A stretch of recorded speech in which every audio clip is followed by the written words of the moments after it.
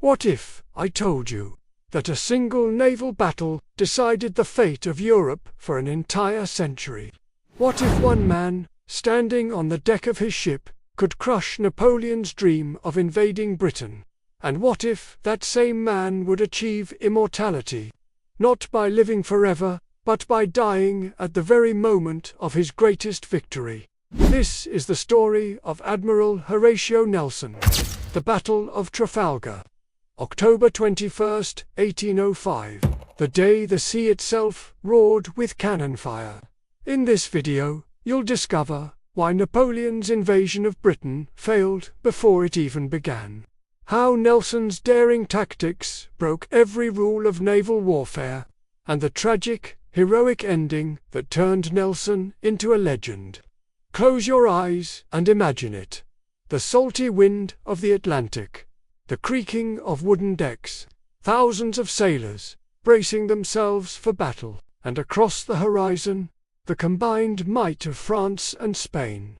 If Napoleon wins today, Britain falls tomorrow. But if Nelson wins, Napoleon's dream of conquering Britain dies forever. This isn't just another sea battle.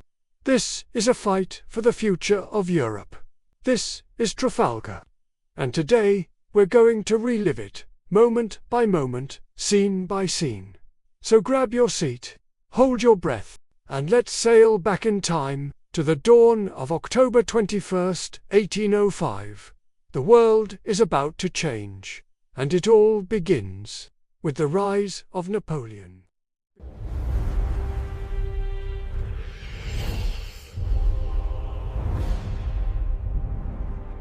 Before Trafalgar, Napoleon Bonaparte dominated the European continent. France seemed unstoppable, sweeping across nations with unmatched speed and power. But there was one island that defied him: Britain. Britain's strength lay not in its land forces, but in its command of the seas. If Napoleon wanted to invade, he needed to break Britain's naval supremacy and gain control of the English Channel. For this task, he relied on the French fleet, reinforced by Spain. Their mission was simple but ambitious: lure the Royal Navy away, regroup, and then strike decisively to open the channel for invasion. But standing in their way was one man: Vice Admiral Horatio Nelson, scarred from previous battles, blind in one eye, missing an arm, yet still the most brilliant commander afloat. He had already crushed Napoleon's fleet at the Nile. Now he was ready to do it again. On October 21st, 1805, off the coast of Cape Trafalgar in Spain, the fate of Britain and Europe would be decided in one of the most famous naval battles in history. As dawn broke, the two mighty fleets prepared for confrontation. The British fleet counted 27 ships of the line, while the Franco-Spanish fleet stood stronger on paper with 33. They had more men, more guns, and more ships. Yet Nelson knew that battles are not won by numbers alone. He possessed something the enemy lacked: discipline, training, and above all, a bold and radical plan. For centuries, naval battles were fought the same way. Fleets lined up in parallel rows, trading broadsides in rigid formation. Nelson dared to break that tradition. Instead of lining up against the enemy, he divided his fleet into two columns that would drive directly into the Franco-Spanish line. It was a gamble. His ships would take heavy fire before they could respond. But if it worked, the enemy line would be cut in half, thrown into confusion, and destroyed piece by piece. At 11:45 in the morning, Nelson raised his signal flags. They rippled in the wind, spelling out the immortal message: "England expects that every man will do his duty." The words electrified the fleet. Cheers erupted across the decks. Drums beat, cannons were primed, and every sailor knew that history was about to be written. Nelson's flagship, HMS Victory, led the charge. She sailed directly into the storm of enemy fire.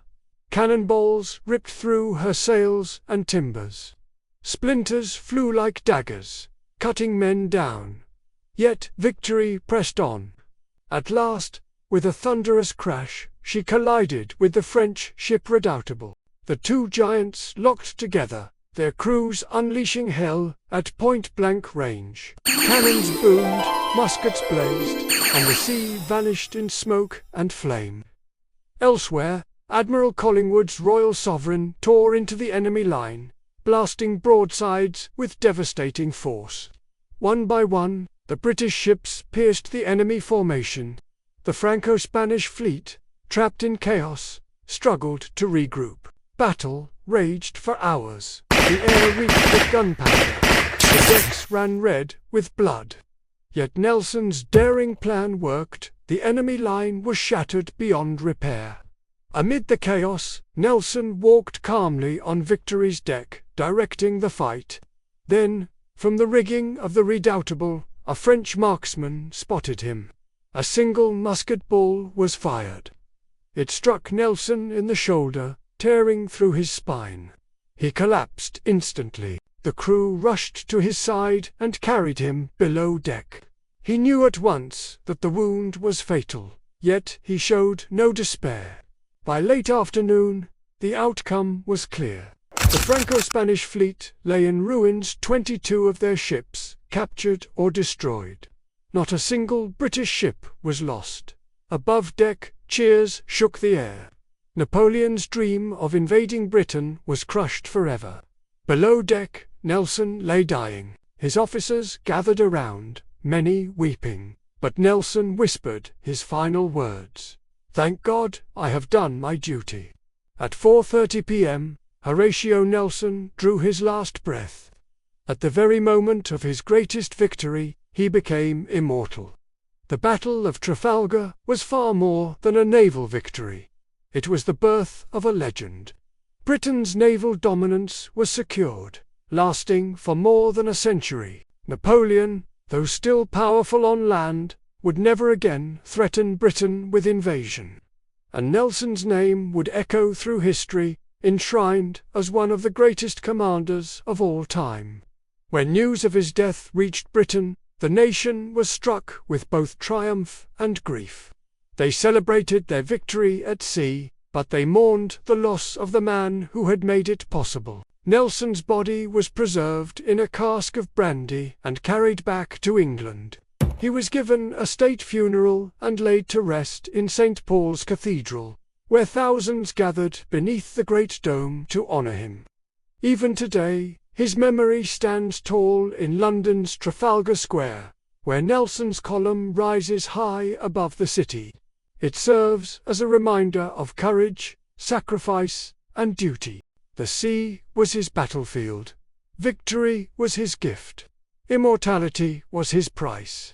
This was the Battle of Trafalgar and the legend of Admiral Nelson.